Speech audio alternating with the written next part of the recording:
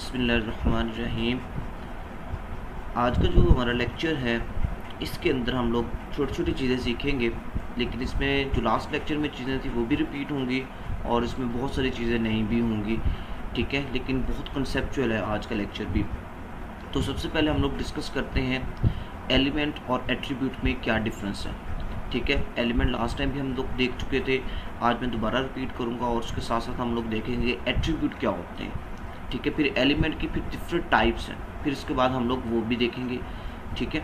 तो सबसे पहले हम लोग बेसिक स्ट्रक्चर बना लेते हैं। मैंने एक फ़ाइल सेव कर ली है, तो जल्दी से मैं एक स्ट्रक्चर बनाता हूँ। स्ट्रक्चर बनाने के लिए सबसे पहले हम लोग क्या करेंगे, रूट एलिमेंट, ठीक है। उसके बाद हमने क्या करना है, उसका फर्स्ट चाइल्ड यानी हेड का टैग, ठीक है। हेड के अंदर हमने क्या लिखना होता है, टाइटल, ठीक है। टाइटल के अंदर हमने लिख दिया एलिमेंट वर्सेस एट्रीब्यूट, ठीक हो गया। उसके बाद हमने क्या करना है, बॉडी का टैग, और बॉडी के अंदर हमने कुछ एलिमेंट क्रिएट कर लेंगे। लाइक मैं क्या करता हूँ, मैंने यहाँ पे एक टैग लगाया पैराग्राफ का टैग, ठीक है। इसके अंदर मैंने कुछ डमी टेक्स्ट लिख दिया, ये 5 वर्ड्स का, ठीक है। अब इस फाइल को मैं क्या करता हूँ, सेव करता हूँ, क्योंकि ऑलरेडी ये सेव है। तो मैं इसको सेव करूँगा और सेव करने के बाद मैं इसको ब्राउज़र पे रन भी करके आपको दिखा देता हूँ।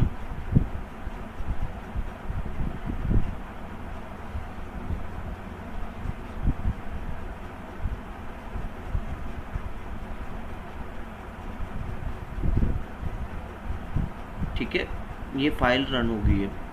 अच्छा, जो बेसिकली बताने का पर्पज़ ये था कि एलिमेंट और एट्रीब्यूट में डिफरेंस क्या है। लास्ट टाइम भी हमने देखा था, हर वो टैग जिसका ओपनिंग टैग भी है और जिसका क्लोजिंग टैग भी है, यानी ओपनिंग और क्लोजिंग टैग मिलके क्या बनाते हैं हमारे पास, एलिमेंट। और ओपनिंग और क्लोजिंग टैग के अंदर जो टेक्स्ट लिखते हैं इसको बोलते हैं हम लोग एलिमेंट कंटेंट, यानी एलिमेंट का टेक्स्ट। तो ये पी का टैग या पी पैराग्राफ हमारे पास क्या है, कंप्लीट एक एलिमेंट है, ठीक है। अच्छा, ये तो हो गया एलिमेंट कि ओपनिंग और क्लोजिंग टैग मिलके एलिमेंट क्रिएट करते हैं, और ओपनिंग और क्लोजिंग टैग के दरमियान जो टेक्स्ट होता है उसको बोलते हैं एलिमेंट कंटेंट, ठीक है। अच्छा, अब हम बात करते हैं एट्रीब्यूट की। एट्रीब्यूट क्या होते हैं, हमने लास्ट टाइम भी किया था इनलाइन सीएसएस। इनलाइन सीएसएस के लिए हमने क्या किया था, ओपनिंग टैग के अंदर एक तो चीज़ आपने हमेशा ये याद रखनी है कि एट्रीब्यूट हमेशा कोई भी एलिमेंट या कोई भी टैग हो उसके हमेशा ओपनिंग टैग में ही आएगा, ठीक है। उसको क्लोजिंग टैग में हम लोग एट्रीब्यूट नहीं लिख सकते, ठीक है। पहली बात मैंने भी क्या दोबारा रिपीट करता हूँ कि एट्रीब्यूट हमेशा किसी भी एलिमेंट या किसी भी टैग के ओपनिंग टैग में लिखा जाएगा। जैसे कि लास्ट टाइम हमने किया था इनलाइन सीएसएस। इनलाइन सीएसएस के लिए हम लोग क्या लिखते हैं, स्टाइल, ठीक है, सॉरी, ठीक है, स्टाइल लिखा। स्टाइल क्या है, हमारे पास एक एट्रीब्यूट है।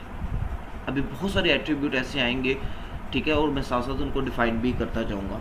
फिर आगे इसके कोई भी सीएसएस लिख दे, मैं लिख देता हूँ कलर, सॉरी कलर, ठीक है, और कलर मैंने उसका लिख दिया सपोज रेड, ठीक है। इसको सेव करके रिफ्रेश करूँगा तो उसका कलर क्या हो जाएगा, रेड हो जाएगा, ठीक है। अच्छा, जो बेसिक पर्पस था एट्रीब्यूट हमेशा ओपनिंग टैग के अंदर आएगा, ठीक है।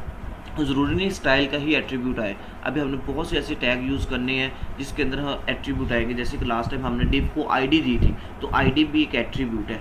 एट्रीब्यूट एक्चुअली करता क्या है कि एट्रीब्यूट एक्स्ट्रा इन्फॉर्मेशन देता है। किसको देता है, अपने पेरेंट टैग को। अब ये स्टाइल एक्स्ट्रा इन्फॉर्मेशन दे रहा है। एक्स्ट्रा इन्फॉर्मेशन क्या दे रहा है कि कलर क्या हो जाए, रेड हो जाए, लेकिन ये इन्फॉर्मेशन किसको देगा, अपने पेरेंट को। इसका पेरेंट कौन है, पी, ठीक है। ये अपने पी को ही एक्स्ट्रा इन्फॉर्मेशन दे रहा है। तो एट्रीब्यूट हम लोग इसको इस तरह भी बोलते हैं एडिशनल इन्फॉर्मेशन, ठीक है। ये एडिशनल इन्फॉर्मेशन दे रहा है किसको, अपने पेरेंट टैग को, यानी जिस टैग के अंदर ये एट्रीब्यूट यूज़ हो रहा है। इसी तरह जब हमने डिव को आईडी दी थी तो आईडी बेसिकली किसको रिप्रेजेंट कर रही थी, डिव को रिप्रेजेंट कर रही थी, ठीक है। तो एट्रीब्यूट हमेशा ओपनिंग टैग में आएगा, ठीक है। ये छोटा सा डिफरेंस था। एलिमेंट क्या होते हैं, ओपनिंग और क्लोजिंग टैग मिलकर क्या हम बनाते हैं, एलिमेंट क्रिएट करते हैं। और ओपनिंग और क्लोजिंग टैग के दरमियान जो टेक्स्ट होता है उसको हम लोग क्या बोलते हैं, एलिमेंट कंटेंट, ठीक है।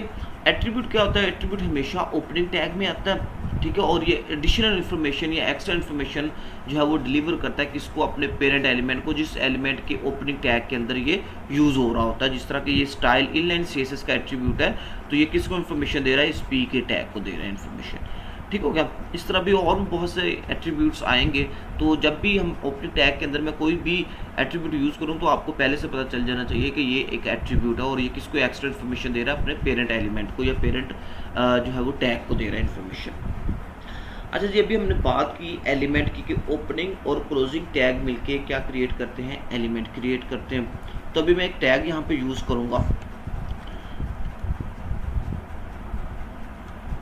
यहाँ पे बी आर का टैग। इसको इस तरह भी लिखते हैं, इसको इस तरह भी लिखते हैं। ठीक है, ये HTML5 के अंदर हम लोग विदाउट जो है वो बैक स्लैश के साथ लिखते हैं। अच्छा, ये बी आर का टैग होता है, इसको बोलते हैं लाइन ब्रेक।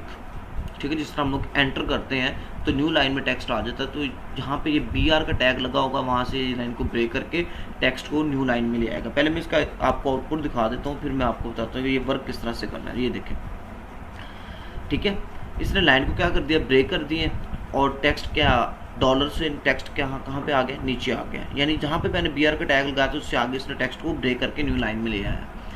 अच्छा, यहाँ पे आप लोगों ने एक चीज़ आपके माइंड में आ रही होगी कि इसका ओपनिंग टैग तो है लेकिन इसका क्लोजिंग टैग तो कोई नहीं है। अभी तक हमने जितने भी टैग या एलिमेंट यूज़ किए, हर एक का ओपनिंग टैग था, हर एक का क्लोजिंग टैग था। लेकिन ये फर्स्ट एक ऐसा टैग आ गया है जिसका सिर्फ ओपनिंग टैग है और उसका क्लोजिंग टैग है ही नहीं है, लेकिन वो प्रॉपरली वर्क कर रहा है। तो ये होता है सेल्फ क्लोजिंग टैग। ठीक है, मैं दोबारा रिपीट कर रहा हूँ, ऐसे टैग जिनका सिर्फ ओपनिंग ही टैग होता है या ऐसे टैग जिनके साथ ये सिंपल, इसका मतलब होता है कि हमने इसको क्लोज भी कर दिया है, इसको बोलते हैं सेल्फ क्लोजिंग टैग। वो टैग जो खुद ही ओपन भी हो रहे हैं और खुद क्लोज भी हो रहे हैं। ठीक है, इस तरह बहुत से टैग्स हैं जो आगे यूज़ भी होंगे। ठीक है, ये फर्स्ट टैग था जो आज मैंने इंट्रोड्यूस करवाया, क्योंकि जो टॉपिक हमारा चल रहा था वो एलिमेंट और एट्रीब्यूट का चल रहा था। तो कुछ एलिमेंट, इसको हम लोग एलिमेंट भी बोल सकते हैं। एलिमेंट क्यों बोलेंगे, हालांकि एलिमेंट की डेफिनेशन क्या है, ओपनिंग और क्लोजिंग टैग मिलकर क्या बनाते हैं, एलिमेंट बनाते हैं। तो सेल्फ क्लोजिंग टैग क्या है, वो खुद ओपन भी हो रहे हैं और खुद ही क्लोज भी हो रहे हैं, यानी ओपन और क्लोज ये भी हो रहे हैं, तो ये भी क्या हुए, एलिमेंट हुए। ठीक है, तो ये चीज़ आपने अपने माइंड में रखनी है। ये बैक स्लैश आप यूज़ करें या ना करें, ये HTML5 के अंदर हम लोग यूज़ नहीं करते, लेकिन HTML की जो प्रीवियस वर्जन है उसके अंदर हम लोग BR के साथ बैक स्लैश यूज़ करते थे, लेकिन नो इशू, ब्राउज़र इसको सपोर्ट करता है। ठीक है, इस तरह जब हम लोग इमेज लगाएंगे तो इमेज का टैग भी हमारे पास एक सेल्फ क्लोजिंग टैग, यानी सिर्फ उसका एक ओपनिंग टैग होगा, क्लोजिंग टैग नहीं होगा। तो इसका मतलब ये नहीं है कि वो क्लोजिंग टैग इसका लगाएंगे, वो सेल्फ क्लोजिंग टैग, वो खुद ब खुद ही ओपन हो रहा है और खुद ब खुद ही क्लोज हो रहा है। एक्चुअली क्या है कि हर एक टैग के अगेंस्ट हमें उसका आउटपुट जो है वो जनरेट होकर मिलता है, और ये जो HTML के पीछे उसकी डेफिनेशन लिखी हुई है, ये ब्राउज़र की कंपैटिबिलिटी है। हमें उसकी डेप्थ में जाने की ज़रूरत नहीं है, हमें ये कि हमने H1 का टैग लगाया तो उसके अगेंस्ट हमें उसका आउटपुट मिले जो कि बोल्ड टेक्स्ट हो और थोड़ा सा नॉर्मल टेक्स्ट से ग्रेटर हो, बिगर हो। ठीक है, तो इसकी वो क्या कहते हैं, कम्प्लेक्सिटी में जाने की ज़रूरत नहीं है। सिंपल हम लोग टैग लगाते हैं और उसका आउटपुट हमें रिटर्न में देखने को मिलता है। अच्छा जी, ये तो बात होगी एलिमेंट और एट्रीब्यूट की। जो हमारा नया टॉपिक है उस टॉपिक के अंदर बड़ी एक इंटरेस्टिंग चीज़ है, लेकिन उससे पहले मैं कुछ आपको सेल्फ क्लोजिंग टैग के और एग्जांपल दे दूँ ताकि आपको क्लियर हो जाए। अच्छा जी, इसके अलावा हमारे पास जो सेल्फ क्लोजिंग टैग है वो होता है HR। ठीक है, HR का मतलब होता है हॉरिजॉन्टल रो। ठीक है, ये एक स्ट्रेट लाइन लगा देगा, हॉरिजॉन्टल रो जो है वो लाइन लगा देगा। मैं इसको सेव करता हूँ और सेव करके हम ब्राउज़र पे जाके जैसे ही हम रिफ्रेश करेंगे तो ये देखिए एक स्ट्रेट लाइन लग गई है। अब ये HR का टैग है, ये भी सेल्फ क्लोजिंग टैग है। ठीक है, इसका भी क्लोजिंग टैग नहीं है। इसके बाद जो हमारा नेक्स्ट टॉपिक है वो है ब्लॉक लेवल एलिमेंट और इनलाइन एलिमेंट। ये बहुत इंपॉर्टेंट है। अगर आपको ये चीज़ समझ ना आई तो समझ ले कि वो जो लास्ट टाइम हमने मार्जिन और पैडिंग का कॉन्सेप्ट पढ़ा था वो भी माइंड से निकल जाएगा। ठीक है, ये बहुत इंपॉर्टेंट है। ये सारी चीज़ें पिछले लेक्चर से ही कोरिलेट कर रही हैं। ठीक है, लेकिन कुछ चीज़ें मैंने वहाँ पे इसलिए नहीं बताई थी ताकि आप ज़्यादा कंफ्यूज ना हो जाए। तो आज का जो लेक्चर है वो बहुत इंपॉर्टेंट है। होप्स हो कि आपको एलिमेंट और एट्रीब्यूट की समझ आ गई होगी। सेल्फ क्लोजिंग टैग, उसको भी हम लोग एलिमेंट बोलते हैं क्योंकि वो खुद ओपन भी हो रहा है, क्लोज भी हो रहा है, और इस तरह बहुत से टैग्स आगे आएंगे जो कि सेल्फ क्लोजिंग होंगे। ठीक है, तो इंशाल्लाह वो साथ साथ देखते जाएंगे। लेकिन जो हमारा नेक्स्ट टॉपिक है वो है ब्लॉक लेवल एलिमेंट और इनलाइन एलिमेंट।